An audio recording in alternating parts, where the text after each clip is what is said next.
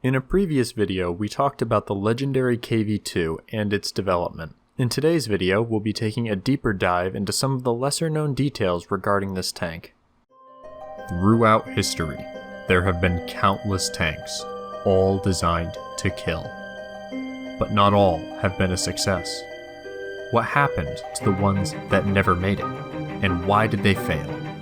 My name is ConeOfArc. Join me as we journey through time, uncovering failed projects and forgotten creations in Cursed by Design. A quick thanks to the Coldest Water for sponsoring this video.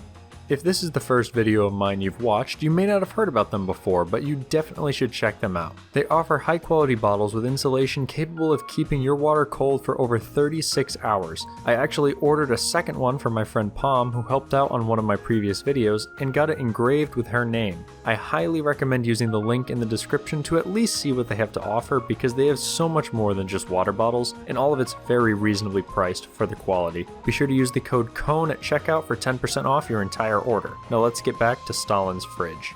If you haven't watched my video detailing the history behind the KV-2, I highly recommend checking it out now or after you finish watching this one, as it will help you understand the development of this tank. Our focus today will be primarily on the variations on this design. The first of these rare variants is also the one you will most likely already have heard of, the KV-2 ZIS-6. Details surrounding this machine are shaky at best, but according to the sources I can find, a single KV-2 was produced with the 107mm ZIS-6 in May of 1941. Testing then began on the tank until mid-June. The gun proved to be both powerful and reliable, being capable of knocking out almost any tank on the battlefield at up to a kilometer. Due to it using single-piece ammunition, it also had a higher rate of fire than the 152mm the KV-2 was previously equipped with. These tests showed that the 107mm gun was ready for battle, but it was not intended to be used on the KV-2. Rather, this was just a test bed for future designs like the KV-3, 4, and 5. Although production would begin on the guns, the planned tanks would never be completed. This would eventually lead to a halt on the gun manufacturing. Reportedly, only 5 ZIS-6 guns were completed by the end of their run, although Vasily Grabin gives a different story in his memoirs.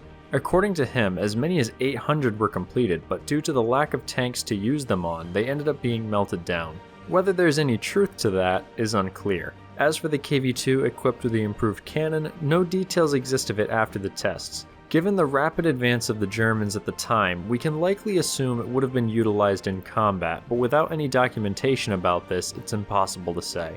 In the end, the 122mm cannon would be the one eventually adopted by the Soviets for their later heavy tanks, not the 107mm. This situation shows yet another case of the issues plaguing Soviet tank development during this time period.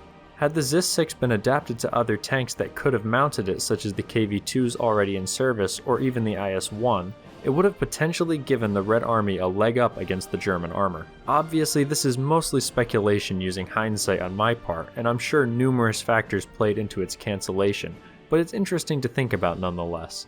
This situation reminds me a bit of a similar scenario regarding the 57mm gun used on the T-34 around this same time. I'm currently helping Pom with a video on that topic for her channel Tank Party, so if that sounds interesting to you, I'll include a link to her channel below and add a card here once it's posted. The KV-2 discussion isn't over yet though, so let's get on to the next weird use of this tank. The last use of the KV-2 I could find is also one of the strangest, as it isn't a tank. According to the Tankograd book on the KV-2, on July 19, 1942, a Russian armored train was captured near Shakhty. This train, called Za Rodinu, or For the Motherland, like other Soviet trains at the time, used tank turrets to increase its firepower. However, mounted on top alongside an early A-20 turret armed with a 45mm gun, was an MT-2 model of the KV-2 turret. From what I could find, construction began on this train in Bryansk before it was moved to Krasny and completed sometime in mid-1941. It would go on to see combat multiple times over the following months, helping defend vital areas, ensuring the rail lines to Moscow were protected. The various armored trains would also assist defending Soviet soldiers by firing upon advancing German tanks during attacks. The KV-2 equipped train would make itself a target of interest for the Germans, with numerous raids attempting to destroy it with attack aircraft. The anti-aircraft gunners were able to take out 2 of these planes during one attack, with the train suffering some damage and needing to be recovered, although it was repaired and placed back into service. In January, the train would be sent to the Popasna region, where it reportedly surprised the Germans who had believed it to be destroyed. The end for the train would come in July of 1942, when the Germans seemingly had enough of dealing with the armored behemoth. 3 consecutive waves of bombers were sent against the train. The first raid was driven off by intense fire, but it was followed by a second attack. At some point, the train must have been immobilized, at least momentarily, as the third and final attack would strike at a stationary target. Unable to move, the train was bombed to pieces by the German attackers before being later captured by ground forces on the 19th of July after the Soviets abandoned it.